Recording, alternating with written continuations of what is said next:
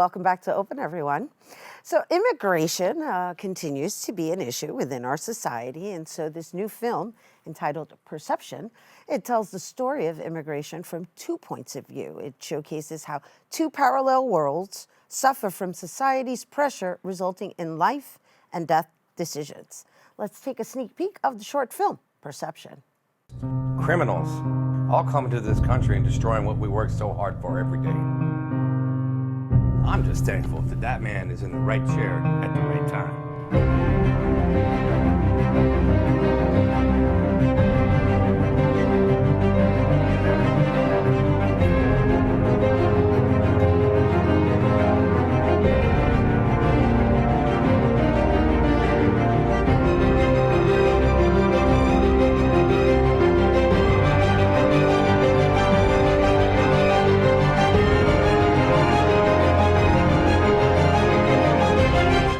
And joining us to tell us more about the film Perception, please welcome executive producer and lead actress, Julia Carias-Linares.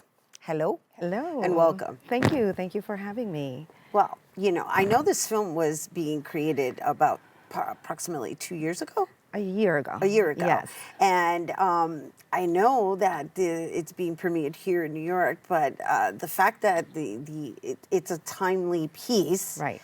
And most importantly, it's not necessarily about the Mexican border, which Right. is very interesting. Right. So, you know, based on the conversation that was just previously had in the segment before, let's talk a little bit about immigration and how it relates to you and why you chose to not only executive produce the film, but be one of the stars in the film.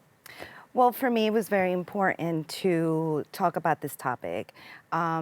It has been part of my story since, you know, I came to this country, and just seeing and having it so close to proximity, it was important. So when I actually came in as an executive producer first, and we were trying to cast, and we couldn't find the right person. And so the writer-director said to me, you know, you're an actor, why don't you read and see how it goes? And so I just want to clarify something for the audience. Is like the character is Honduran. Correct. Right. So I just want to make sure that they understand that, because it applies to what this country is built on. Right. And so I didn't mean to interrupt, but I wanted the clarity so that they understand that it's coming from all different angles. Absolutely. And the director wanted it to be a Honduran, not only a Honduran, because it's a Honduran character, but for the actor to be Honduran. Right, but he's also Honduran, Correct. the filmmaker. Correct. And so I initially, you know, was hesitant because I have so much on my plate. But then I thought about it. I mean, this is a story that is important to me, because at one point I was undocumented. Right. I'm proud to say that, you know, my parents have worked really hard. Obviously, my status has changed. Right. So let's talk about that period, right? Because you play a mom in this film. Correct. And you have a daughter in this film. Right. And so you're playing the other role. Right. But there was a point where you might have been that little girl. Correct. At some point in your life. So what age were you undocumented, and what kind of, fears you had to overcome? Sure. I mean, it was very fearful. I got here in 1984, and I didn't change my status until 1995. So that was a long period. To be uncertain. Right. I couldn't travel. We couldn't travel. There was constant fear. Once I became of age to be able to work, I couldn't work. And it was very difficult. It was a very fearful. I felt different. I felt like an outcast. And so for me, you know, to be able to change that, it was such a relief, and it was such a drive to show that, you know, as an immigrant, we come to this country and we come to contribute, right, not to take. Right. And so happy to, you know, be able to be what do you call it, a member of our society. Yeah, that member is- of society, a success story. How about that? I mean, you were an executive producer at A&E. I know you oversaw a few channels, right? FYI. So yes, I worked for FYI. I worked at Lifetime. Worked on some of the top-rated shows on FYI that went to Lifetime after that, because Lifetime was a bigger channel, and it's just been, you know, quite a ride, Rhina. And I just want to, you know, create stories that are going to be reflective of the people, of who we are in our community. And so that's why this story was very important to me. It's lovely, and thank you for sharing all Yeah. of that. And so the film itself is how long? It's 15 minutes. It's 15 minutes, and I introduced the narrative coming from two different perspectives, Correct. and I understand. I don't really want to give too much away. However, the idea is that the story taps into just racism from both perspectives. As someone being raised in like a white supremacist environment who doesn't really approve of certain ways. Right? Right, absolutely. I'm not So- giving too much away. No, am I? Okay. no, not at all. So Daniela is the character that I play. She's forced to leave her country, and then you see this other parallel story of Alan, who is a young man struggling with being in a racist family and wanting to change that and not wanting to be a product of his environment. And so I think it was a hopeful twist, because I know that we're dealing with a lot of racism, but not everyone is a racist, even when they are in that environment. And Right. so I just we wanted to give it a hopeful twist.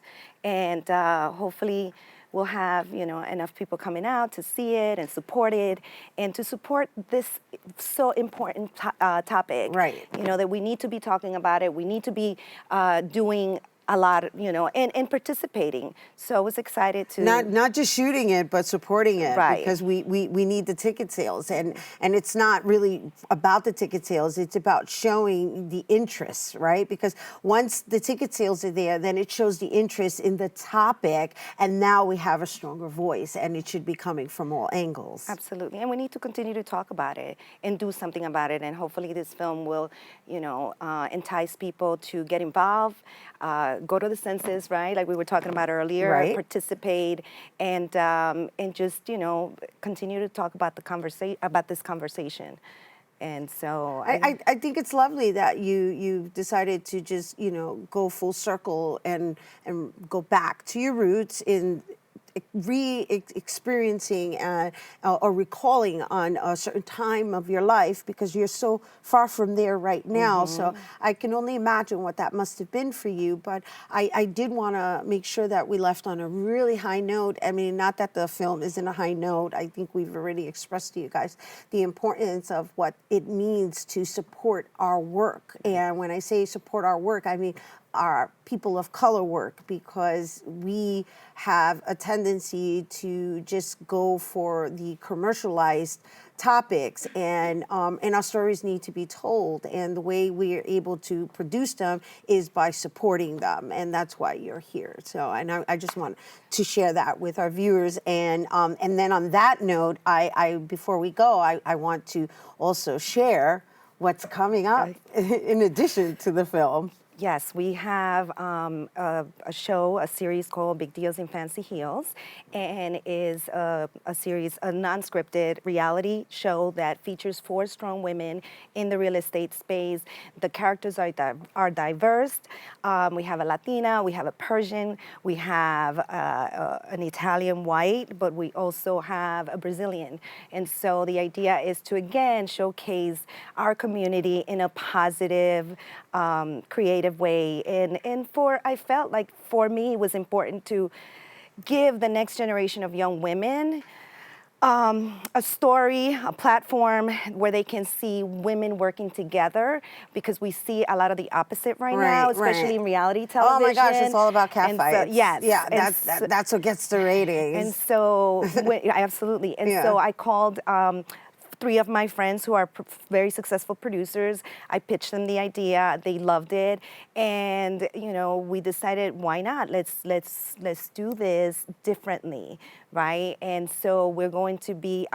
Hopefully we'll get the exclusive where we're going to be distributed. And Right. I know you already shot the pilot, so I'm looking Yes. forward to hearing what the next steps are. But thank you for announcing it here on our show. Is there Yes. anything else you wanted to share? Because I know you can't share too much. No, I can't share too much, but it's exciting, and we can't wait to premiere. So Yeah, and I just want to acknowledge you for being a woman who operates with purpose.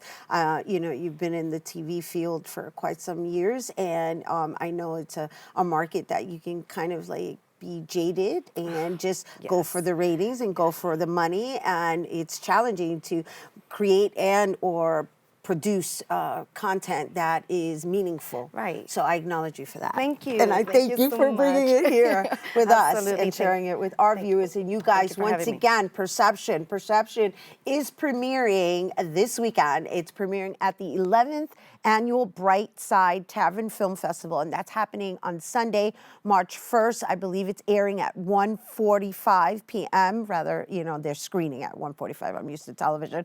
And for tickets, you can visit brownpapertickets.com. And once again, if you want to follow Julia, you can follow her on all social media platforms at Julia Carias.